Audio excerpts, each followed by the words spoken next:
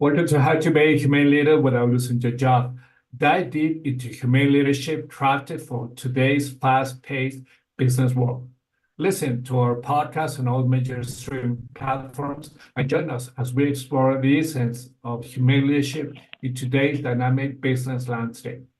I'm your host, Roberto Torres, a seasoned startup engineering leader, alongside Chris Ollerkin, a Fortune 100 IT leader. Today, we will discuss how a humane leader can protect their team from toxic cultures.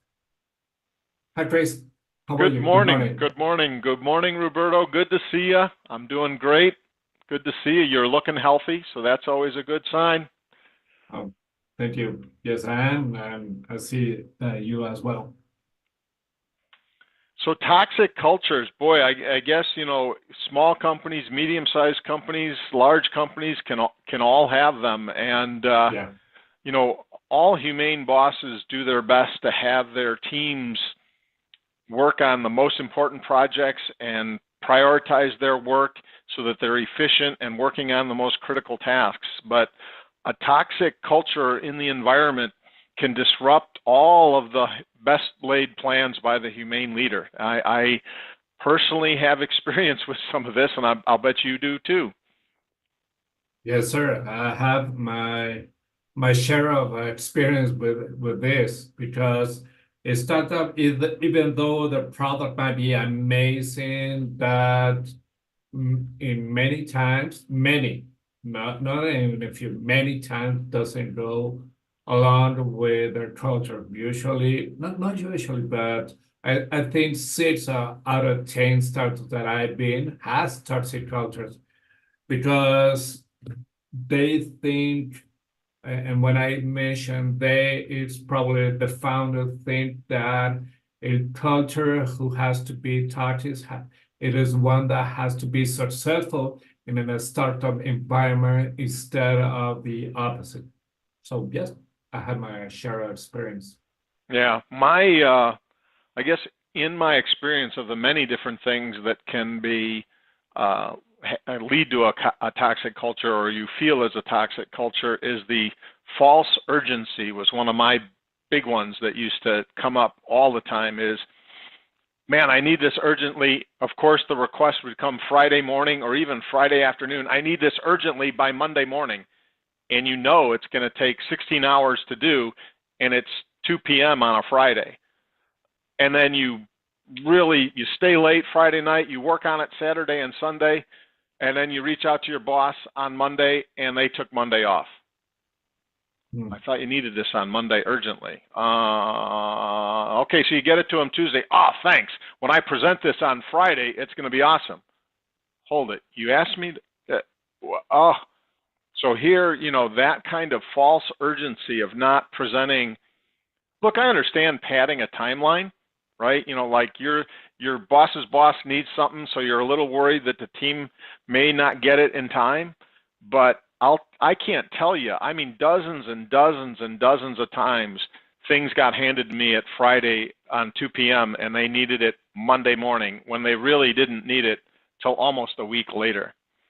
And I'll tell you, that just crushed my morale constantly.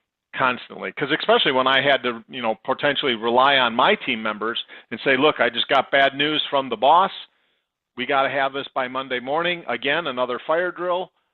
And then having to go back and tell them, and usually I would actually then not tell them that it was a false urgency, because I never know when the emergency is really going to be an emergency, So those false deadlines and false emergencies are probably, for me, the biggest crusher of my morale. So yeah, and besides those ones are the companies who have people who might be leaders but are more related to bosses. And what I mean by that are people who doesn't know how to lead, how to guide people, who might be bringing out the whip and say, stop, and you have to do it this way, and you have to do it fastly, and I don't care if there are problems within or you have something to do. I don't know. bringing out the whip, and that's something of a toxic culture because there are people who think that by yelling, by pointing out the errors in front of other people, by doing what you shouldn't do as a leader and not as a humane leader, are the ones who are saying, "Hey, I'm a great leader." No, no, you ain't. And the thing is, there are parts of the toxic culture who are diminishing the morale of the team. So I think with that in mind, people who do that are the ones who are bringing that toxic culture of the company. Yes, and you as that humane leader in both my example of the fake priorities and yours of the the yelling, the humane leader buffering between that bad toxic culture that's all around the company down to your team, is take a deep breath and relay the information very calmly to your teams. Don't let the urgent priorities or the anger and poor speaking capabilities of whoever's influencing you in your example, make sure you're calmly communicating it to your team. If it's something that maybe, in my case of the urgent priorities, is it something that I can get 90% done myself? I may not even tell my team because I've seen this too many times where it wasn't urgent. I'm going to gamble. I'm going to do 90% of the work and have that ready for Monday morning. And when it turns out that it's not really Monday morning, then we'll polish it up Monday, Tuesday, Wednesday, so it's in great shape for the actual Friday meeting 1 week later. And the same thing with the communication thing, where you're saying the boss or whatever is just really a pounder. Take that communication and turn it into calm language for your team. You may have to still set urgent deadlines. You may still have to occasionally use false deadlines that your boss is pushing on you, but calmly communicate that to the team and reassure them that we'll try and balance how this gets done so it's not too disruptive to their work. Yeah, and also one thing besides buffering is shielding the team. And what I mean is, once at a startup when I arrived, it was 1 and a half startup. Usually everybody created tasks for the whole engineering team. So these guys were totally depleted of energy because they were working on something and someone else came and I said, no, no, no, stop that and do this.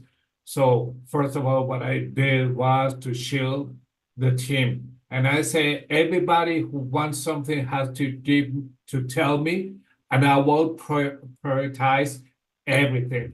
And that is down that burden, that division of energy, and have not conform but calmness within the team. And the other people, the ones who weren't related to engineering,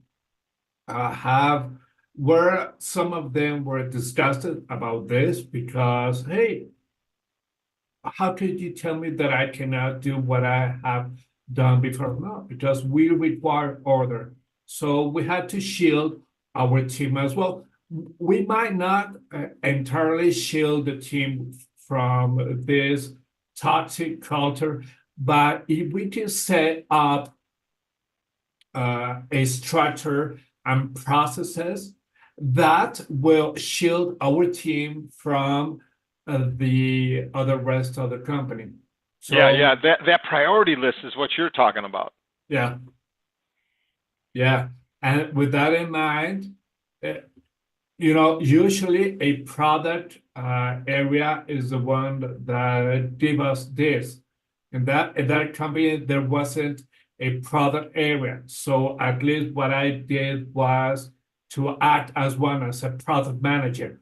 But you had to prioritize everything. And with that in mind is something that it is related to the business, to the well-being of the business. And to how can I say to have a big task and split it into minor tasks. So with that in mind, it will be easier to work on those tasks.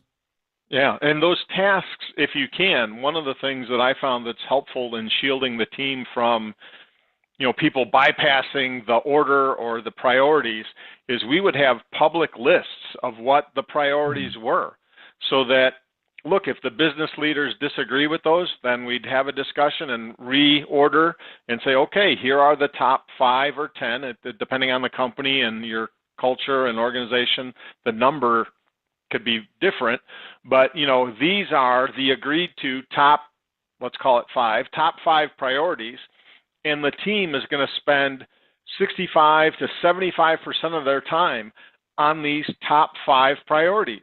And yes, they have a little bit of time here and there, but realize that if you're not in that top 5 list, you're competing and only going to get 25% of the team's time. So don't, it's only as a, if they have time, they'll work on your thing if you're not on the top 5 list.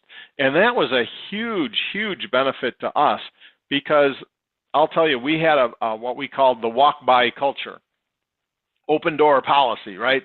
That means everybody can walk into everybody's office and start a conversation about a topic and what's going on. Well, a lot of people tried to use that as to jump the priority list. But it was really easy for the team to point to the, hey, this is the top 5 things.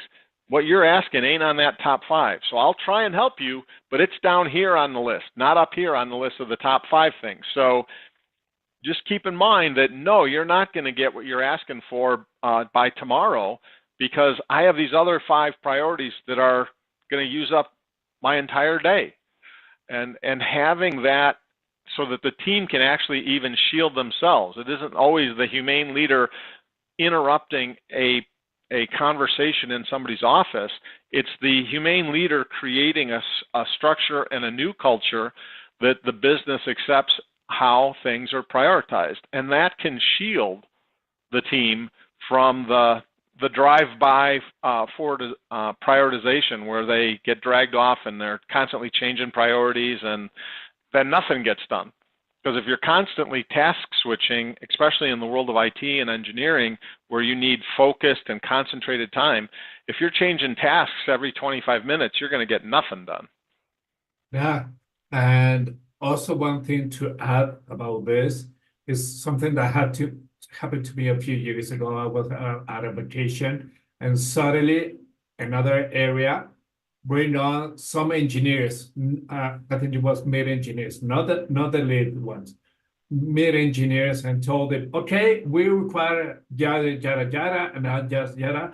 Okay, when are you going to have it? And they said, no, until Roberto doesn't arrive to the office, we won't do anything, because he's the one in charge of the area and the one who is in charge of all the tasks that we have to do. That was a cold bucket of ice to that area, because they thought, since this guy isn't here, we're going to do it our way. And no, they did it. So a humane leader has to be in constant communication with the team. Okay, this is a process in which I will take this task and I will decide which is the priority that we're going to do. If someone comes to you, send them to me and say, no, it might be harder to say no, but it's really, really important for you to say no. Completely agree. Completely agree. Yeah. And one thing also is, regarding toxic cultures, many people and not many people in some startups that I've been, we have in mind that we have to do everything to reach those numbers. And by doing this is to say, I don't care if you have a vacation coming up or you have a disease, you must work.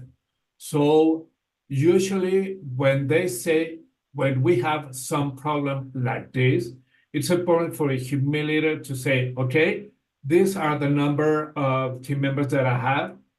What can I do? How could I split the work if someone it isn't at the office because it is on vacation, it is a sick leave. What can I do? So that doesn't mean that we're going to stop working, but what we have to do is split up the work. Maybe say, okay, you let's say for example, Alex, you have this work to be done, this task to be done.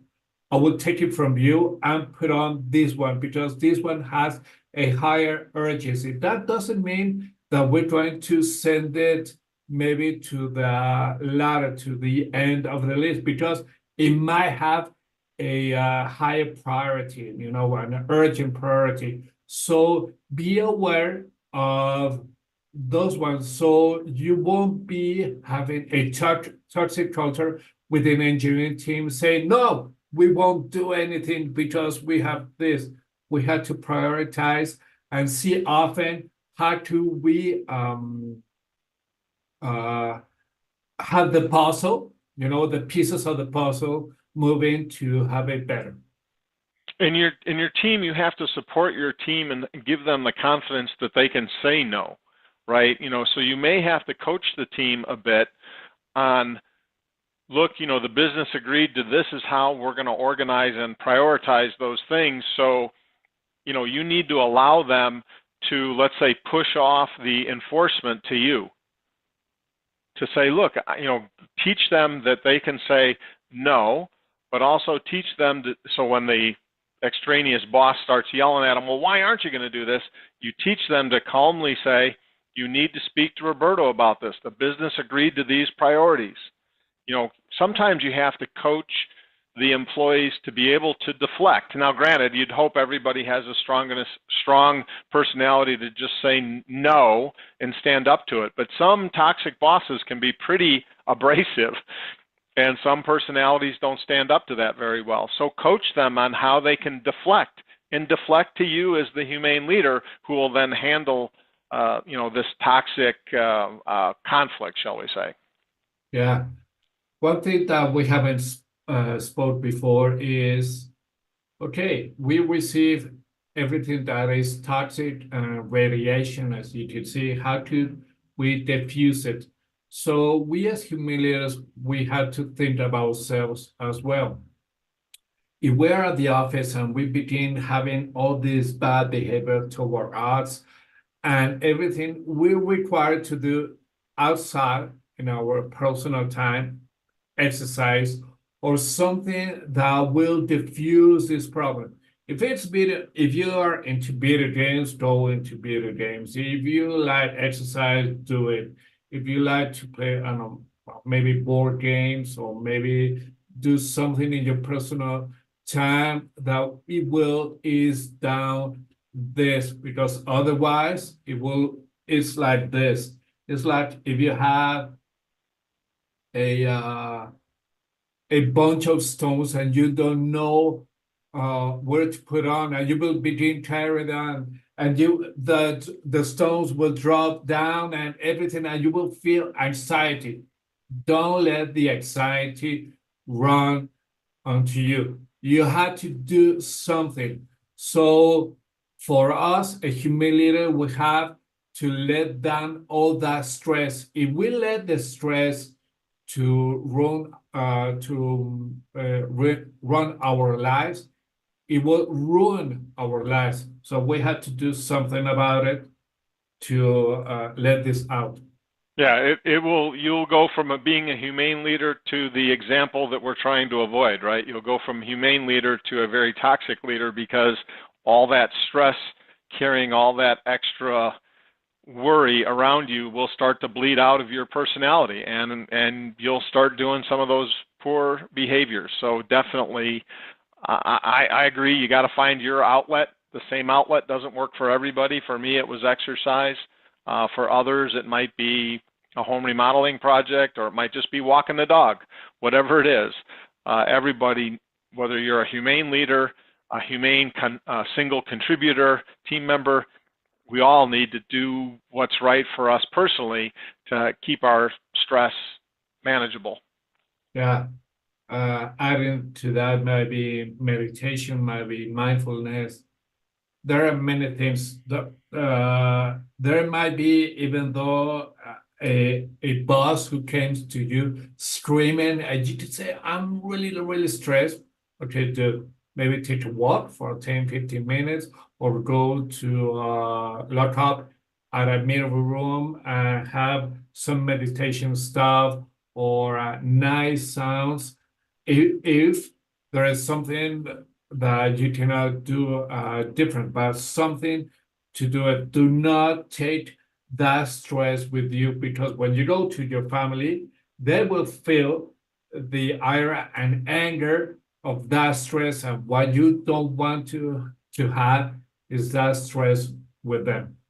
Absolutely. And I think the most important thing the leader can do against many of these different toxic things that can happen in the office place is be willing to have the open door so that your team can come to you and then close the door and have the discussion with them. How is it impacting them personally, whether it's top-down micromanagement or overwork or false urgencies or any one of the number of different toxic things that can happen? Are you really letting your team honestly talk to you on a one-to-one basis? Because a lot of these things, they're very personal. People feel them differently. So, this is one of those things where you need, as a humane leader, make sure that you're making enough time to talk to people one-to-one and let them honestly express how they feel about it. Don't dismiss it. Hey, I'm feeling overly stressed because of the boss above us is coming in and he's telling me what to do each morning. Don't dismiss. Well, you can't do that. So don't, if you dismiss it like that, that's not helping your team member, right? So as the humane leader, take the time to hear it. Realize that whatever they're feeling is accurate to them. That's what they're feeling. Just because you may not feel the same way about it doesn't mean that they don't. So make sure that you do what you can to give them the time to express that feeling, acknowledge it, and then try and help them with whatever the coping mechanism might be, whether it's go take a walk, when you get home at night, take the dog for the walk, whether it's deflecting phrases, right, where just teach them to say, no, I don't believe that that's right, sir, but if you could check with Roberto, I think he'll be able to straighten you out because I'm not really sure what to do. Just teach them how to deflect and give it to the leader to handle, some of these situations. You want them to handle as much as they can on their own, but realize as a leader, you're there to help them through these challenging things. So make the time for them. Be honest with them and recognize that that is how they are feeling about it, even though you may not feel the same way, and be that shield. You're there to be the shield. Yeah, indeed. And one thing also is, if you arrive to a company which has been a number of years, and in this toxic culture, there might be a humane leader, or there might be someone who has managed these kind of problems perfectly or has balanced it. So consider that person maybe as a mentor. Approach this person, talk with him or her, and they might give you some pointers about what to do in certain situations if you think that you cannot manage, or they might, with the amount of time they have in, they might give you some good solutions or something that might not seem the best to do, but they did it, and you will decide if that solution is the one that you had to apply or not. Maybe as Absolutely. a mentor is something good for you. Absolutely, because a humane leader always knows they don't know it all. Oh yeah, I don't know anything at all. Let me tell you, this is like when I was walking at a street, and I read a sign that said, "I would give everything that I know for half of what I ignore." So we don't know. Exactly. Yeah, Exactly. cool. So with that in mind, maybe if you want to add something, otherwise we could end this podcast. No, I'm good. If anybody has any questions, or another thing that they want to bring up about it, let us know in comments or text, and we can always add it into our next episode to try and help you out with your humane leadership. So, thanks, Roberto. Good discussion. We'll see you next week. You too. Bye.